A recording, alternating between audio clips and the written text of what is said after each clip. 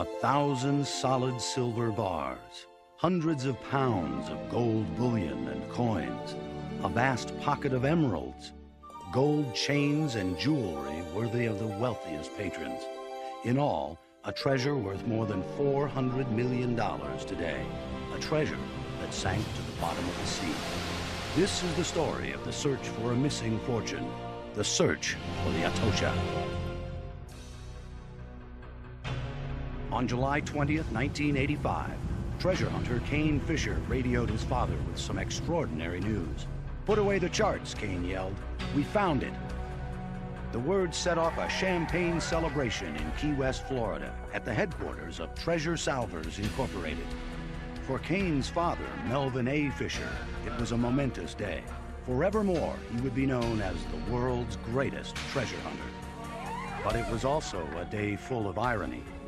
What they'd found on the bottom of the sea crowned a 16-year search, the motherlode of a sunken treasure worth at least $400 million. And they found it after the worst tragedy a family can endure. This is the tale of a 4-century obsession to find the treasure of a Spanish galleon sunk by an unnamed hurricane in the year of her glory, 1622.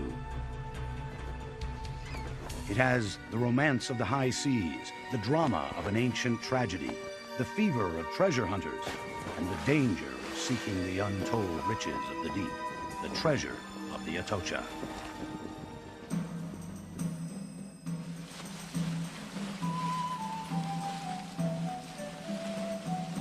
Her name was the Nuestra Señora de Atocha, Our Lady of Atocha, a magnificent Spanish galleon, superstitiously christened for a most sacred shrine in Spain. She was built in 1621 and regarded as one of the strongest and safest galleons in the Spanish fleet. Yet it was on her maiden voyage that she met the cruel sea, the victim of a hurricane on her journey home to Spain. The Atocha was not the luckiest of ships, but she was destined for infamy. The Atocha's doomed voyage began in 1622 with the annual treasure convoy that sailed between Spain and the New World each year.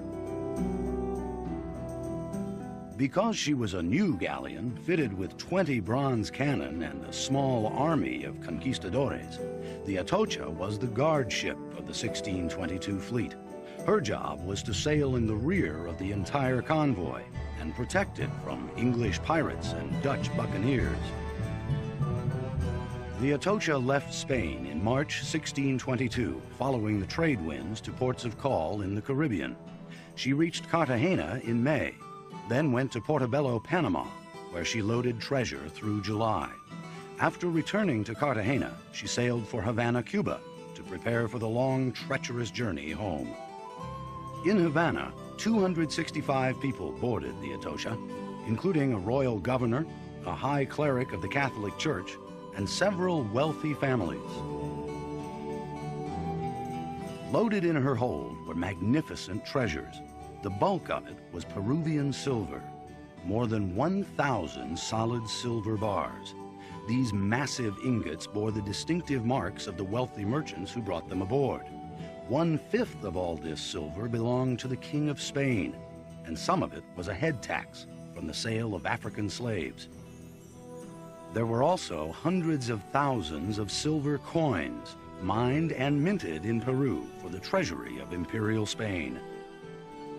Then there were the treasures of the Catholic Church, hundreds of pounds of gold bullion and coins brought on board by the ranking cleric.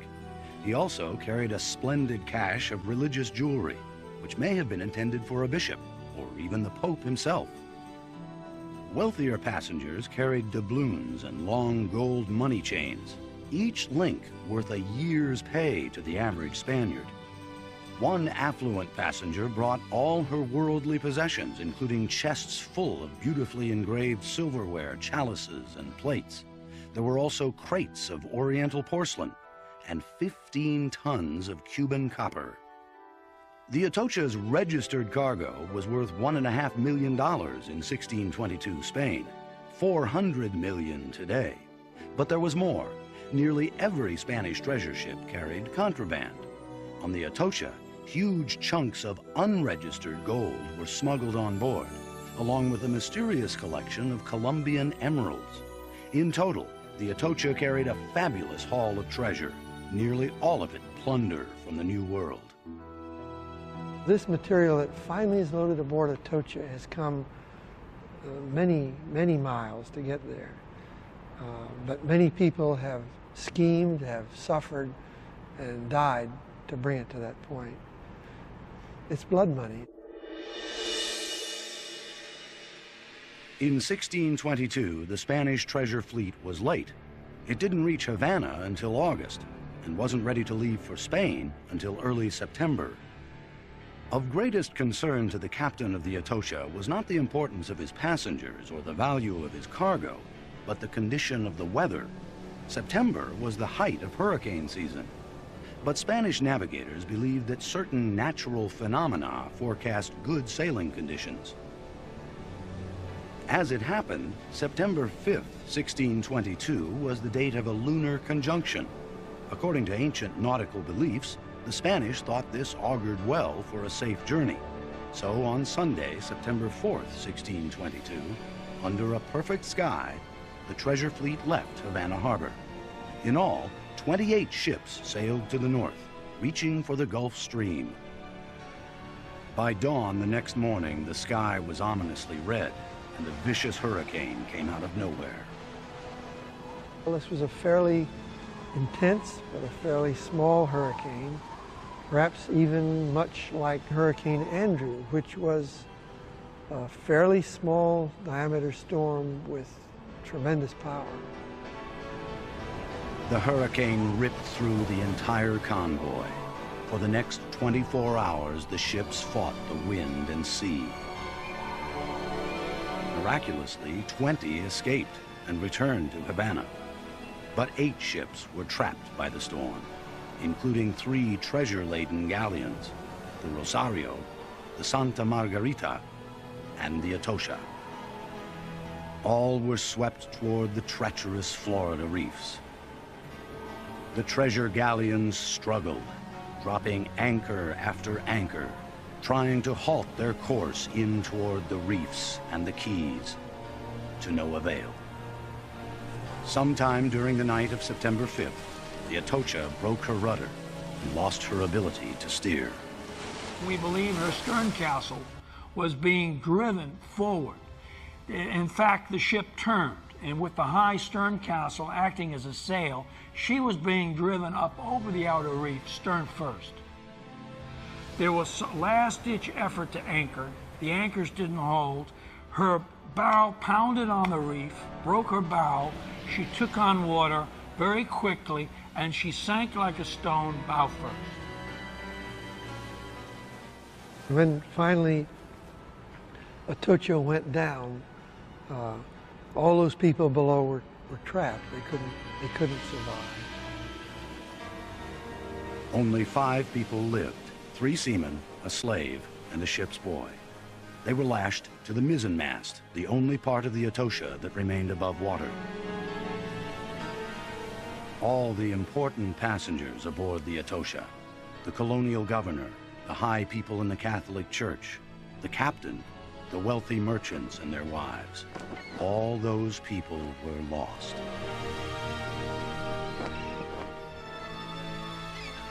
In truth, it was the great burden of the king's precious treasure, the greed of the old world, that hauled the Atocha and her passengers to the bottom of the sea. But it was not just treasure that remained untouched for 350 years.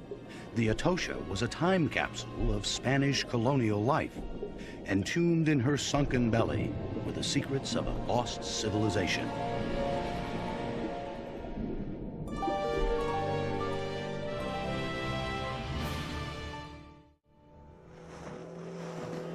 In 1969, 347 years after the Atocha sank, Mel Fisher began his hunt for the doomed ship. Like many before him, the quest was rooted in boyhood dreams of finding sunken treasure.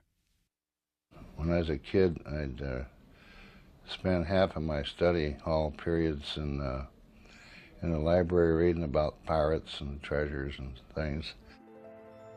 The lure of sunken treasure led Fisher to undersea diving, and this became his career.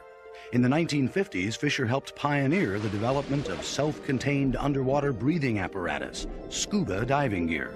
Soon he opened a dive shop in California. But Fisher could not escape the rapture and romance of sunken riches. In the early 1960s, he sold everything he owned and moved his family to Florida. Together with a small group of like-minded souls, Fisher searched for sunken treasure. Very quickly, he found a lot of gold and silver from several different wrecks, most from a fleet of treasure ships which sank in 1715. Mel was very successful searching for treasure on the 1715 fleet, and then he decided he was going to go after the holy grail of treasures, the Nuestra Señora de Atocha. In pirate lore, the Atocha was known as a ghost galleon because she had vanished so completely. Some believed she had never existed, but Mel Fisher knew she was out there. But where? At that time, everyone believed that the Atocha had sunk somewhere near the middle of the Florida Keys. This was Atocha's first deceit, a little lie that fooled treasure hunters for centuries, Mel Fisher included. It stemmed from the first report of the disaster. The reports of the fleet commander said that the ships were lost in the Cayos de Matacumbe, or the Keys of Matacumbe. Well, today the Matacumbe Keys are two keys in the Central Keys, Upper and Lower Matacumbe. And so they assumed that that's where the Atocha was lost. Mel Fisher and others easily located these reports in the Spanish archives and rushed to search the area. For a year, Fisher searched everywhere around the Upper and Lower Matacumbe Keys. That's where he believed the Atocha had gone down. And he wasn't alone. Treasure hunter Bob Marks was also convinced. I had original documentation, and I had the location of the Atocha and the Margarita as lost off the Matacumbes. And in 1622, the Matacumbes are right where they are today, in the middle of the Keys. And I had 72 documents stating that. So a lot of people for years and years looked off of the middle of the Keys, including Mel. But history played a cruel trick on Fisher, Bob Marks, and other modern-day treasure hunters. It was the trick of time and how places were named. While Fisher wasted a great deal of money and energy looking for the Atocha in the wrong place, historian Gene Lyon pursued the treasure hunt from a different angle. He went to Seville, Spain, where he pored through thousands of ancient documents at the Archive of the Indies. There he found two important clues that ultimately revealed the location of the sunken wreck.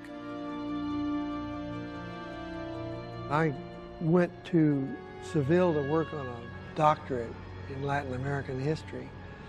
I was over there in the fall of 1969, and Mel said, if you see anything on the Atocha, let me know. After several months of research, Lyon had read enough documents to deduce that the Spanish word Matacumbe, as used in 1622, referred to all the Florida Keys, not just the modern-day Middle Islands. This was the first clue. Then Lyon found a second. I found the salvage papers of the Santa Margarita. And in those papers, at the very end was a sheet which was very worm damaged. It was more air than paper. The document had been written in 1626 by a Cuban salvage expert who located and recovered some of the treasure from the Atocha's sister ship, the Santa Margarita. Gene Lyon saw the words Cayos del Marqués and determined that this was where the salver was working. This was the big clue. With it, Gene Lyon pieced the whole story together. Within days of the 1622 disaster, a Spanish nobleman with the title the Marquis de Cadereyta ordered an immediate search to recover treasure from the Atocha and her sister galleons. When this recovery party arrived on the scene, they had no trouble locating the Atocha because her mizzenmast was still sticking out of the water. But the galleon was so tightly battened that they couldn't break her airtight seal. So they marked the wreck with a buoy, and went back to Havana to get the right tools. Then fate intervened again. In early October 1622, a second hurricane raked the site. When the Spanish returned with their heavy tools, the buoy was gone, and the Atocha had vanished. In spring of 1623, the Marquis launched a new recovery effort, which he personally attended. During his visit to the salvage site, the Spanish camped on the sandy beaches of an unnamed atoll located between the dry Tortugas and modern-day Key West. And my guess is that they used those keys as a base camp. It makes sense. And obviously they named the islands for him, the Cayos del Marqués, the keys of the Marquis. This was the key that unlocked the treasure chest of the Atocha. To Lyon, it was treasure in itself, an example of how history works. The survivors of the hurricane did not say the wrecks were near the Marquesas Keys because they had yet to be named. They said the Matacumbes. What's more, the Marquesas Keys had been named because of the Atocha. Immediately, Lyon contacted Fisher. When Lyon told him the news in early 1970, Fisher was searching an area 40 miles away from the Marquesas Keys. Overnight, he moved his boats to the new spot and started all over again. For months, Fisher scanned the ocean floor, looking for metal objects with magnetometers. By May 1971, they had magged 125,000 linear miles, spent thousands of dollars and countless hours at sea, with no luck. Then suddenly, to everyone's excitement, Fisher's team recorded a huge hit. When divers searched the spot, they found a 17th century galleon anchor. It was largely due to Gene's work that put Mel and his boats in the ballpark. Then it was up to the remote sensing team. Then it was up to our archaeological team. And it was the combination of archival research, remote sensing technology, and archaeological mapping on the seabed, which really allowed us to zero in on the artifact scatter pattern, which stretched over 10 miles of open seabed.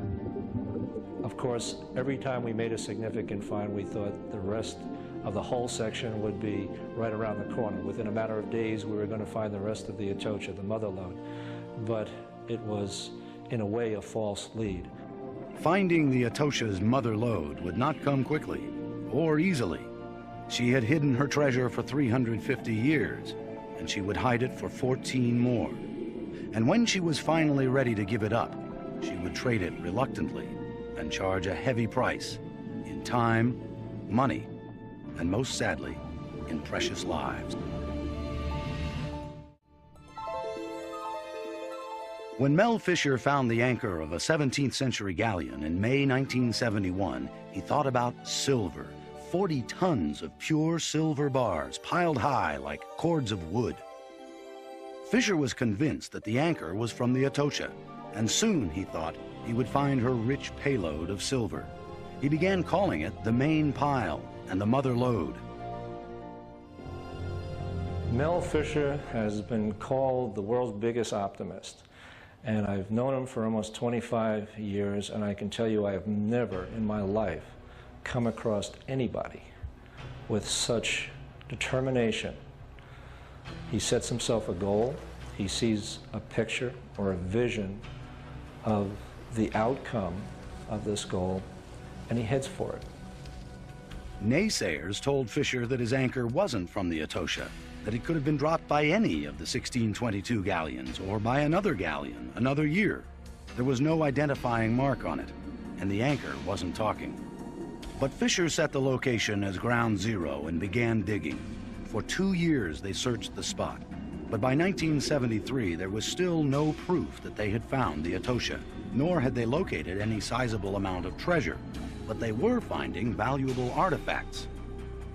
One day in 1973, Dirk Fisher emerged from the water holding this, a rare navigator's astrolabe.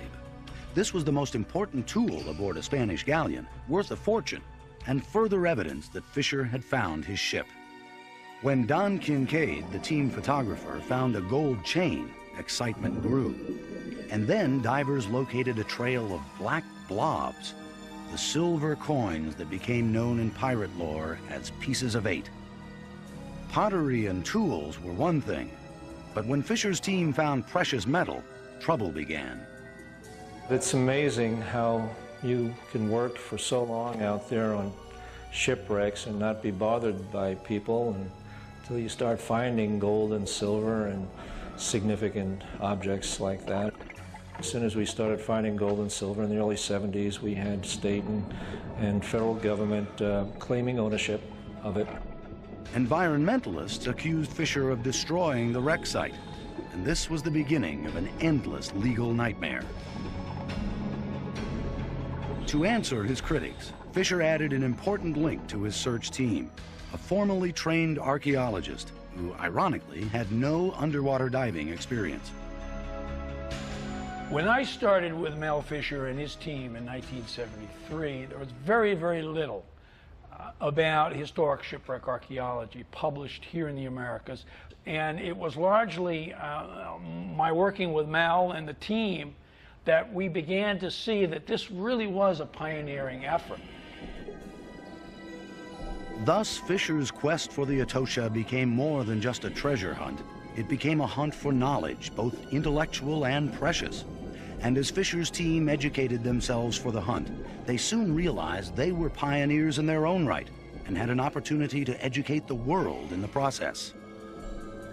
Soon after Matthewson's arrival, they made big progress. In the spring of 1973, divers found a sizable pocket of black conglomerate, a cache of silver coins, thousands and thousands of them, corroded by 350 years undersea. Many were fused into chunks the size of the wooden boxes that once held them. The find was so rich they dubbed it the Bank of Spain. For days, divers surfaced with fists full, then buckets full of pieces of 8, and each one was a clue. These are all pieces of 8. As you think about in Treasure Island and so forth, they're blackened little cookies. They're found on the bottom, and they eventually will come out as clean as the one I'm wearing. Each coin has its own little history in itself. Most of the silver that was on the Atocha came from the ancient Peruvian mountain of Potosi. Under the whip of Spanish rule, silver was extracted in obscene quantities by Incan labor, processed to incredible purity with deadly mercury, then minted into bar and coin and shipped to Spain. By 1622, the Potosi mine was the richest source of silver in the known world. At Potosi, the Spanish marked every silver bar with its weight in carat, the revenue stamp of the crown, and the individual marks of the mint and assayer. The coins minted at Potosi were literally cut in 4 denominations. The basic monetary unit was the real. 1 real was similar in size and weight to a silver dime, 2 reales to a quarter, 4 reales were a half dollar, and the 8 real coin was a silver dollar containing 1 ounce of silver. This was the most common coin, the piece of 8. All the coins were stamped with a cross on one side and the royal shield on the other. They were also dated, given a mint mark, P for Peru, and the initial of the assayer. The royal shield changed slightly from king to king. When Philip III died in 1621, his 16-year-old son assumed the throne as Philip IV. At Potosi, the new dies were in use by 1622. This became an important clue. When Mel Fisher's divers located pieces of 8 around the galleon anchor, they were carefully cleaned and studied. Some bore the shield of Philip IV, but none dated after 1622.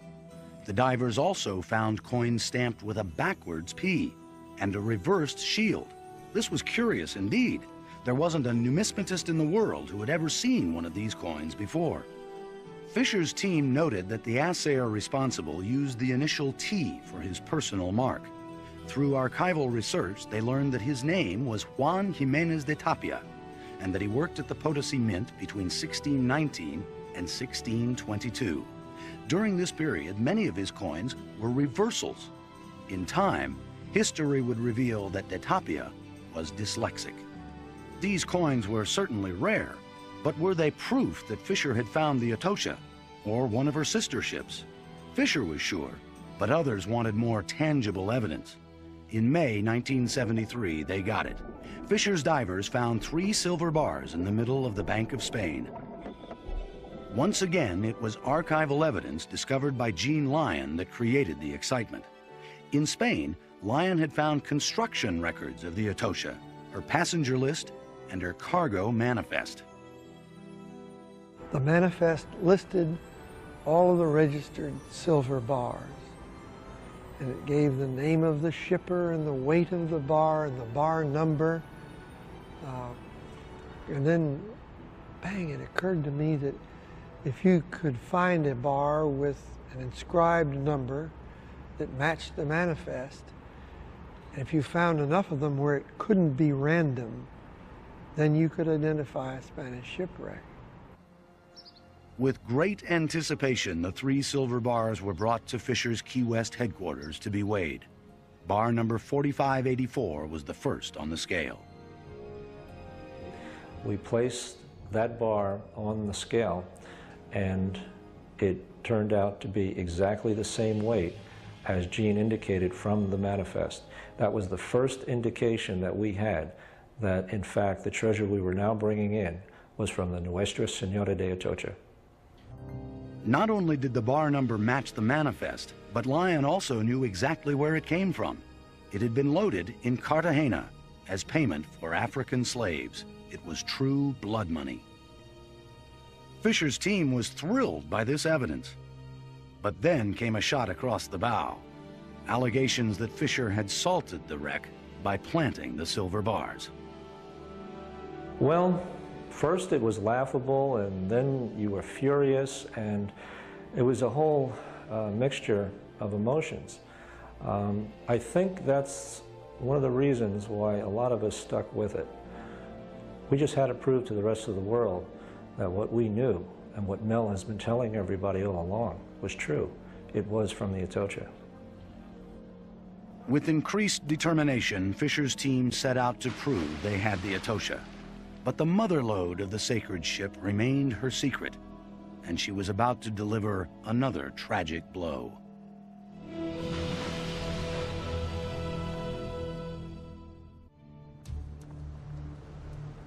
When rivals claimed he had salted the Atocha wreck site with silver bars, Mel Fisher became determined to recover something that would prove beyond doubt that he had found the lost galleon.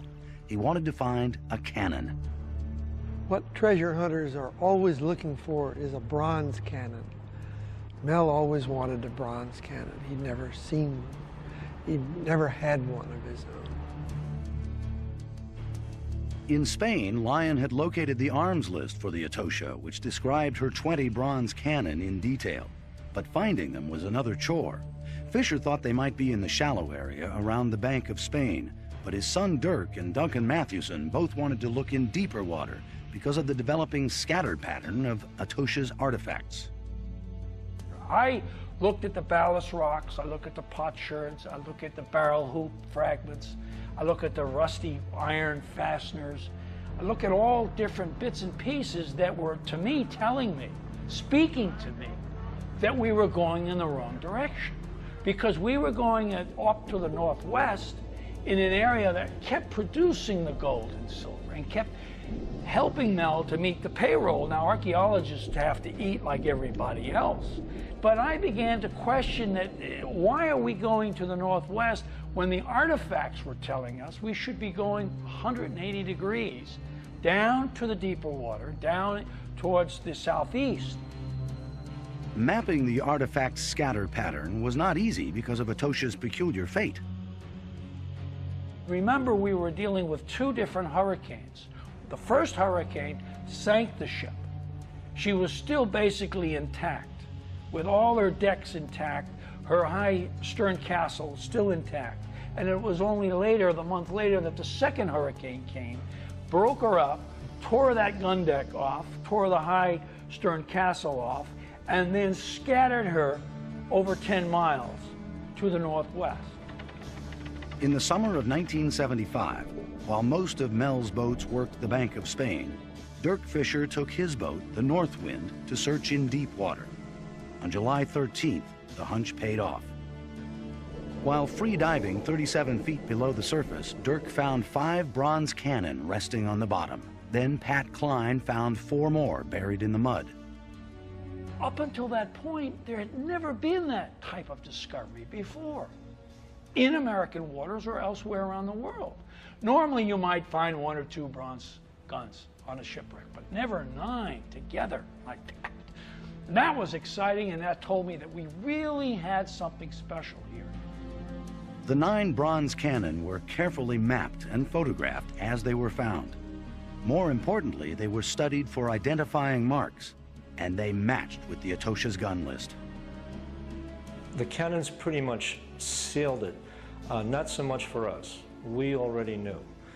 But for the rest of the world, these bronze cannons that Dirk Fisher found in 1975, I think Mel and the company and those of us that were there since the early 70s, we felt vindicated. But at this exhilarating moment, tragedy struck the salvors of the Atosha. A week after finding the bronze cannon, Dirk Fisher, his wife Angel, and diver Rick Gage were sound asleep on the North Wind when a pump malfunctioned. Just before dawn, in calm weather, the tug took on water and sank in minutes. There was no time for a rescue, no time to save Dirk, Angel, and Rick. All 3 drowned.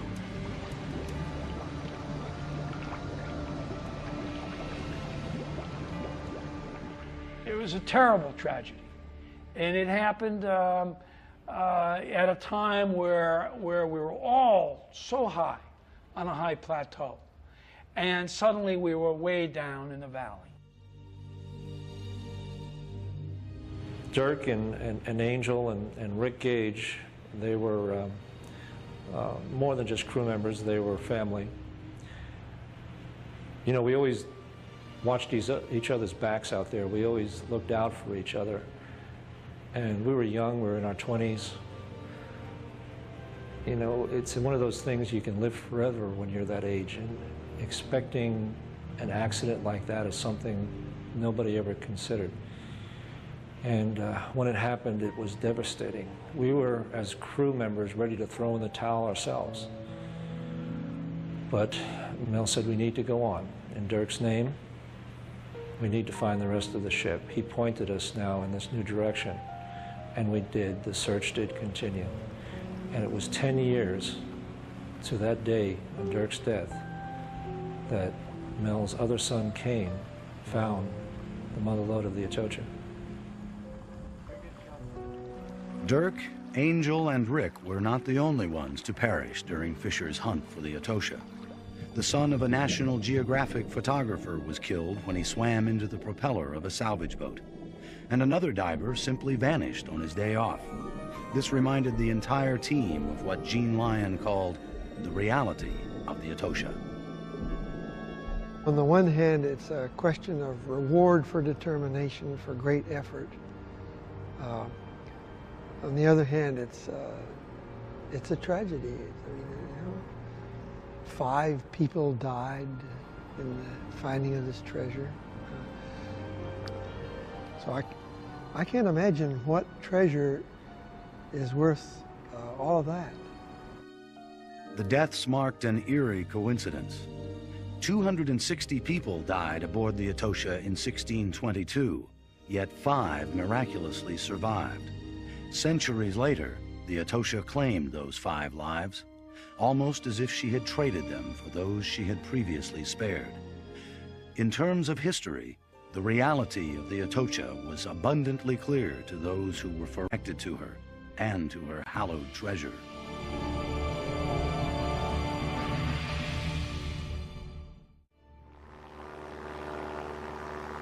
After tragedy struck the Fisher family, the team focused on locating Atosha's mother lode. But despite finding her cannons in deep water, Fisher himself was reluctant to abandon the shallow area surrounding the Bank of Spain. And I went to Mel and I said, Mel, You can keep going up there for the next 2 decades, up into the Northwest, and continue to find gold and silver. That's terrific. But you're not going to find what you're looking for up there, because what you're looking for is in the opposite direction. Mathewson based his deep water theory on the artifact scatter pattern, where objects were found, and he believed that Dirk's cannons were pointing the way. Finding the 9 bronze cannon that Dirk and Angel were very much involved with told us we were on the right track. But as we realized then, we did not have the whole ship. We only had bits and pieces of it. In simple terms, finding Atocha's mother lode amounted to solving an underwater jigsaw puzzle. I really wasn't interested in gold and silver per se. I was interested in where we found the gold and where we found the silver. Between 1975 and 1980, they found numerous artifacts and treasure, but no bonanza. This put tremendous strain on the entire salvage operation. This was compounded by Fisher's legal problems. Fisher held a contract to share 25% of what he recovered from the Atocha with the state of Florida. But after he found gold, all deals were off. Both the state and federal government sued Fisher for the Atocha. These landmark cases ultimately drifted into the United States Supreme Court. The question was simple. Who owned the right to salvage the Atocha? In 1982, Fisher won. The High Court ruled that he alone owned the wreck, but the legal troubles continued. Still, nothing swayed Fisher from his goal. Nothing except the discovery of another wreck. In 1980, while searching for the Atocha, Fisher found the trail of her doomed sister ship, the Santa Margarita. Back in 1980, we first found this trail. We brought in about $50 million worth of stuff, and it was very impressive. And since that time, we brought in another $50 or $60 million worth. But the main big pile of it, which is about $2 billion worth, is still out there, and I haven't found it yet. So today they might find it. Maybe today's the day. For 16 years, this was Fisher's mantra for success. Today's the day. As it turned out, July 20th, 1985 was the day. After dreaming for so long, Fisher's team finally found it, the mother lode of the Atocha.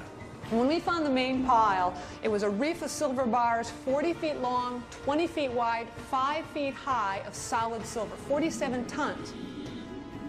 Bars were stacked just the way they left Havana Harbor, 3 and 4 feet high on the bottom. And just the way Mel described it would be when he told us what we would find when we located the Atocha's mother lode. Under Mathewson's supervision, the silver was carefully mapped and photographed as it was found. Then came the daunting task of bringing it all to the surface. It's real hard to swim these 85-pound silver bars to the surface. You know, people tell you these things are lighter underwater. No, 85 pounds is 85 pounds underwater. Using milk crates and shopping carts, the team brought the silver up. Then, what they found beneath the silver was even more exciting. Underneath it was a real treasure, which were the timbers. Much of the timber survived because of the silver on top of it, and these huge masses of ribs and footings and planking that the people relied on to get them home were preserved all these years because of that silver. That was terrific. That was terrific because we had been looking for it for so long. And what was exciting for me, not only see it all laid out, a virgin, untouched shipwreck, but also making it clear that you could make predictions about the breakup of a wooden hull vessel. This had never been done before. And that, to me, was verification that shipwreck archaeology as a discipline had arrived. After 16 years, the Atocha had finally given up her most treasured secret. The total haul was more than 40 tons of silver, worth hundreds of millions of dollars. But then she added a surprise.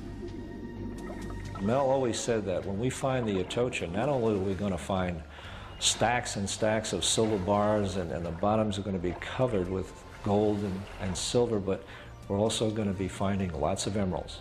Well, there was no listing on the manifest of any emeralds, so we thought that was just maybe a figment of his imagination.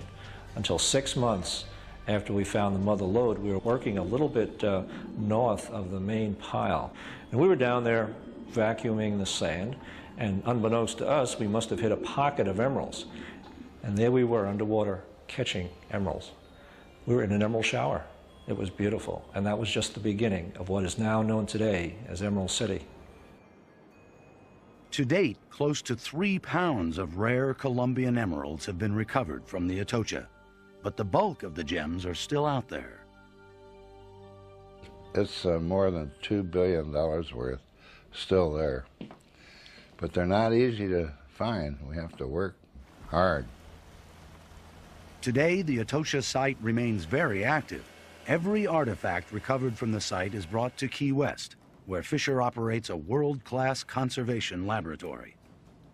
Our job here in the conservation lab is to make sure that all these objects that we find out there are stabilized, and not just for a couple of years or a brief time while they're put on display, but we want these objects to look the same 100 or 200 or 300 years from now as they do now. Once artifacts are conserved, a representative portion is donated to the Mel Fisher Maritime Heritage Society. The remaining treasure is divided among investors. A $10,000 investment in 1970, for example, was worth as much as $2 million in treasure at the 1985 divide. Much of Fisher's share is for sale at his museum store. Here, rare gold and silver coins are sold daily for thousands and thousands of dollars, and beautiful emeralds go for tens of thousands. With the proceeds, Fisher continues to finance the ongoing salvage operation. We're still working on the Atocha today, right this minute, and we're bringing in emeralds every day and other things, coins and gold. A couple of weeks ago, we found a beautiful emerald ring. It's quite unusual.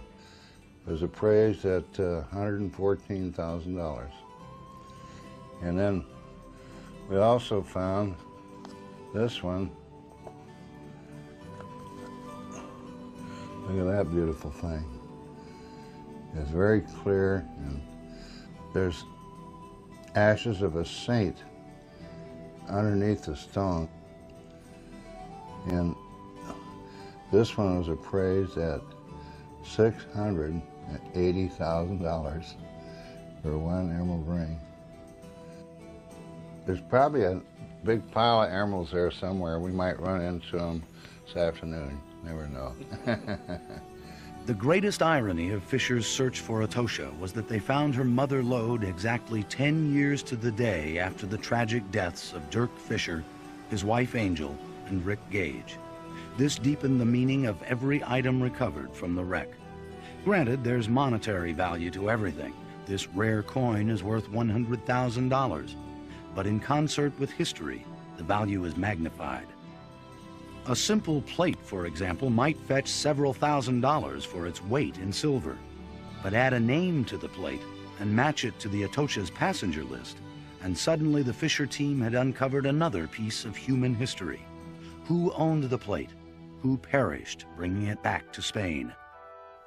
Attached to human lives, the artifacts speak to Fisher's team, and the smallest treasures summon the deepest feelings. I think the items that is the most significant to any of us out there when we find it are the religious items. And you have to understand a little bit of the history of the ship and its path of destruction.